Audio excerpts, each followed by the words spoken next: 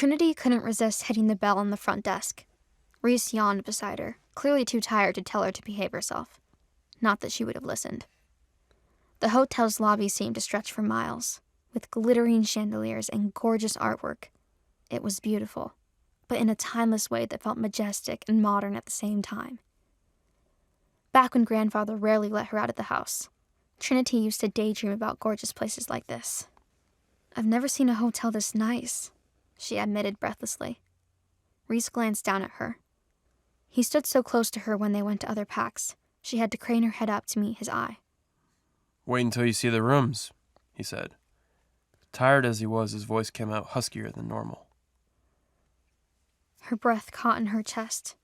Rees probably didn't mean anything by it, but it almost sounded like a welcome invitation. "Thank you for waiting," a man said as he stepped up from the concierge desk. He tensed at the sight of Rees. He was a wolf, too. Reese nodded to the man. "Reservation for Gray." "Yes, sir. One moment." The clerk reached into the desk and pulled out their paperwork. "We've been expecting you. Here's your paperwork, and here are your room keys." He plucked 2 leather pocketbooks from the papers and placed them next to each other on the desk. "Which is which?" Reese asked. And where's the third one? Trinity thought. She knew not to ask aloud. 2 rooms made sense for their happy couple act. It was a little weird that Vincent and Rees would be on a different floor than her, but it was better than the alternative, her sharing a room with Rees. Her pulse quickened, but she chuckled it away. He hated her too much for that to happen. The clerk opened one to show the handwritten number inside. "This one is for the single on the 14th floor, number 1433. The other one is for your suite, sir, on the 25th floor, number 2501. You can take that elevator right there. Do you need help with your bags?" Rees shook his head. Vincent spoke up from behind both Rees and Trinity. "I've got them." Vincent had all 3 of their bags. Trinity supposed she'd have to take hers once they got to her room. Once the doors closed, Trinity held her hand out to Rees. He looked down, puzzled. "What?" She rolled her eyes. "I need the key to my room. How else will I get in?" Rees raised his eyebrow with a chuckle. He took the key card for room 1433. "Here you are, Vincent." Reese reached around her to hand the card to Vincent. Trinity's heart quickened. Rees smirked. Vincent took the card while avoiding Trinity's eyes. "Thank you, sir. Should I carry your bags up?" Trinity couldn't breathe for a moment. "I can manage," Reese said. He took his and Trinity's bags from Vincent's hands. Oh, goddess. The elevator dinged to a stop on the 14th floor. Oh, goddess. We're sleeping in the same room. Vincent met Trinity's unbelievably wide eyes. "Do you need anything, Luna?" he asked her. Help. She needed a way out. She couldn't sleep in the same room as Rees. She'd never been with a man overnight before. What did Rees think was going to happen? Would he shove her away like normal? Or was tonight the night he tried to make a move on her? He wouldn't, would he? Reese nudged her with her bag. "Well, little bunny, do you need anything?" Trinity could hear the laugh in Rees's voice. She was nothing but a joke to him.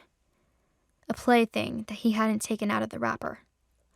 Joke's on him, she thought. I'm staying in mint condition. Trinity narrowed her eyes at Rees. She wasn't backing down now. If he wanted to play chicken with their mate bond, then she would do it too. Not at all, she said. Good night, Vincent. Vincent looked worried as he stepped off the elevator. Good night. Be careful. When Rees smirked, she could see his canines, waiting for something to bite. Trinity held the eye contact for the rest of the ride to the 25th floor.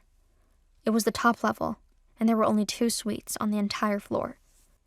Rees finally broke their stare to lead the way to the room. She tried to comfort herself as she followed him. It's a suite. Suite means multiple rooms. He can sleep on the couch like the dog he is. He stepped in front of their door and sought out her eyes again. Without blinking, he slowly pulled the key from its leather holder and pushed it gently into the lock. Trinity gulped.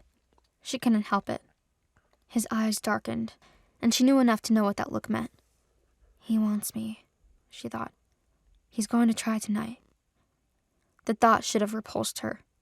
She should have turned on her heels and rushed down to Vincent's room. Anything to get away from her big, bad alpha mate. So why did her whole body heat up? Her stomach flipped as his tongue wet his lips. She fought the urge to do it too. He gripped the door handle in his fist. Next thing she knew, Reese stepped forward and swept her into a bridal carry. She yelped. Her hands flew up to grab him on instinct. He laughed so freely that she bounced against his chest. Welcome home, he taunted before crossing the threshold. He used one foot to push the door shut behind them. Trinity's eyes flew around their suite. Frantically, she took in a living room off of the entry hall. Another larger door led to the bedroom. She couldn't breathe. He carried her forward, and the door felt larger and larger with each step. Her heart pounded so loud that he must have been able to hear it. He walked past the edge of the couch and... He tossed her onto the couch. Trinity shrieked. "Reese!" He full belly laughed. Tears sprung into the corner of his eyes. You should see your face. She huffed, embarrassed and aroused and angry all at the same time. But why? Ah! He laughed again before dropping onto the center of the couch beside her. His body was so big that he took up most of it. She could have scooted back to the armrest for more room, but she refused to give him the satisfaction. His eyes danced. Use your words, little bunny. "You," she spat out. It was the rudest thing she said to him directly. He smirked, leaning forward just enough that he became the only thing she could see. With her head tilted up to glare at him, and his tilted down to mess with her, there wasn't much space between their faces, or between any part of their bodies. On the couch? I took you for a more traditional girl, he mocked her. Her face burned at the insinuation. "I'd never." You'd be missing out, he sang. He was having the time of his life teasing her. It was cruel and disgusting. So why am I so hot? She wondered. Why did she want to reach out and find another way to wipe that smirk off his face? "You're the one missing out, okay? I've seen the way you look at me. You're not a good actor, Reese." I tricked you, didn't I? He leaned back against the couch, and Trinity missed the closeness immediately. Don't lie. I heard how scared you were. "Well, I don't have my knife," she hissed. He looked confused. "In case you tried anything. It needs to be mutual, or you lose something." Her eyes drifted down to his pants. He sat so casually with his legs spread wide. She fought a flush at staring so blatantly, but she needed to make sure he understood her point. It'd be a little hard to bite off. He pulled his legs together to protect himself. He looked flushed, too. I'm not a fan of biting, he told her, for future reference. "And I'm not a fan of tricks," she told him. "You could have told me about the rooms." He rolled his head back against his arm. He was practically draped along the couch at that point. It's a suite. Plenty of space for you to keep avoiding me. She lifted an eyebrow at him. "Didn't think you cared." He lifted one back. I don't. Now get off the couch, unless you've changed your mind on sleeping with me. She cocked her head to the side and smirked. She reached out to put her hand on his knee.